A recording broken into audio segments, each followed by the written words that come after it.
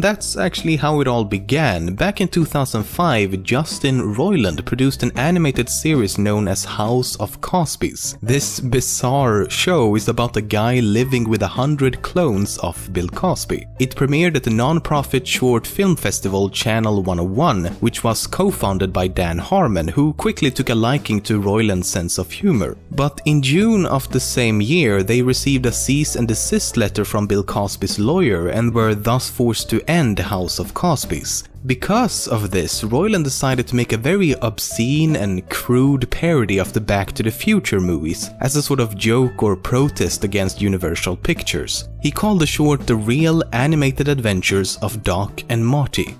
Back, I got my boots. I'm excited. Let's go. Let's get out of here. Marty, we have a problem. The time travel car won't start. Oh no! What can we do? What are we gonna do?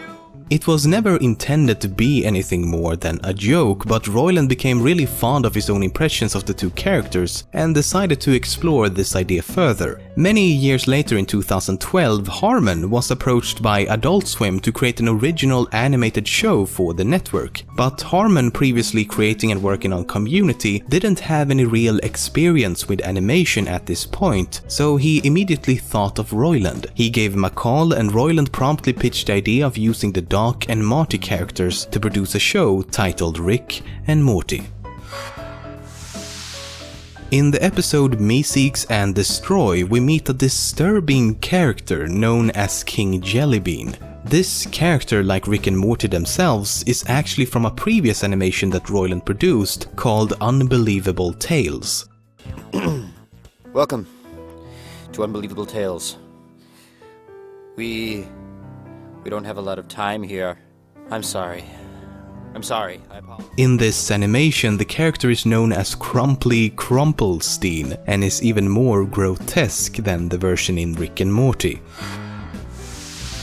During the show, you might have noticed a character with rainbow-colored suspenders and an American football on his shirt. The stitches on the football also appear to be in the form of Roman numerals, spelling out 18, 3, and 5. If you use the numbers for the corresponding letter in the alphabet, you get R, C, E. So what does that mean? Well, so far it means nothing, and it will likely remain that way. You see, Roiland explained in an interview that he himself, the creator of Galaxy Falls, Alex Hirsch, and Jason Ruiz, who was working on another animated show called Murder Police, got together one day and talked about including parts of a secret code in each of their shows. So if someone found all three codes and put them all together, it would make a word or a sentence. But for some reason, Roiland was the only one to follow through with this rainbow suspenders guy, and thus the secret code makes no sense.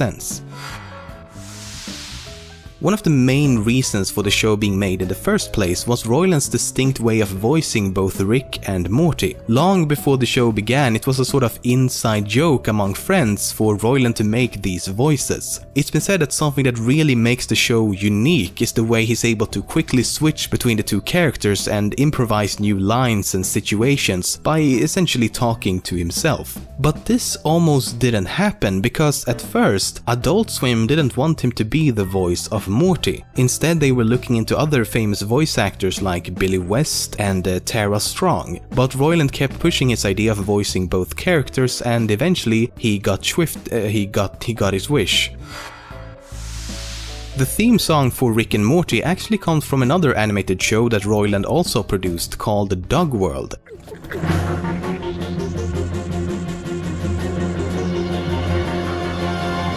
My name is Peter Michaels. While on a camping trip with my brother Edmund and sister Sally, we were sucked through some kind of wormhole and transported to another world.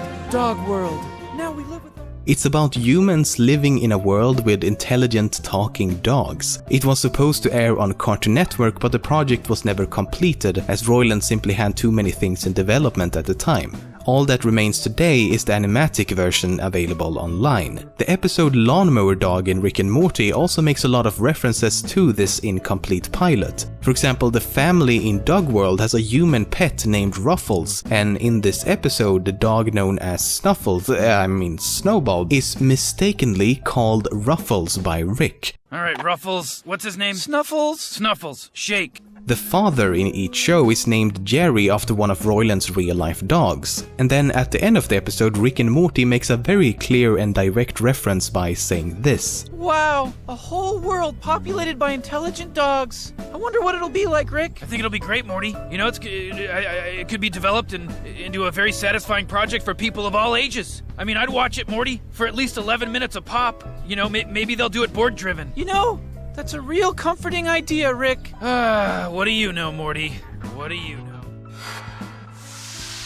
Considering that it's a heavily sci-fi themed show and that the initial idea is based upon the characters from Back to the Future, you would assume that the show is about time travel. But so far we haven't really seen anything regarding that topic. Sure, they travel through different dimensions and even stops time between season 1 and 2, but they never actually traveled through time. This is because both the creators think that time travel is simply too powerful and makes everything way too complicated. This is also why they made the first episode of season 2 about manipulating time. They wanted to show the viewers how chaotic and confusing everything becomes, and has described the production of that specific episode as a fucking nightmare because of all the different realities. The fact that they will never create a time travel episode is also highlighted by the box inside Rick's workshop, which is labeled time travel stuff. It's supposed to be a metaphor for time travel stories being on the shelf.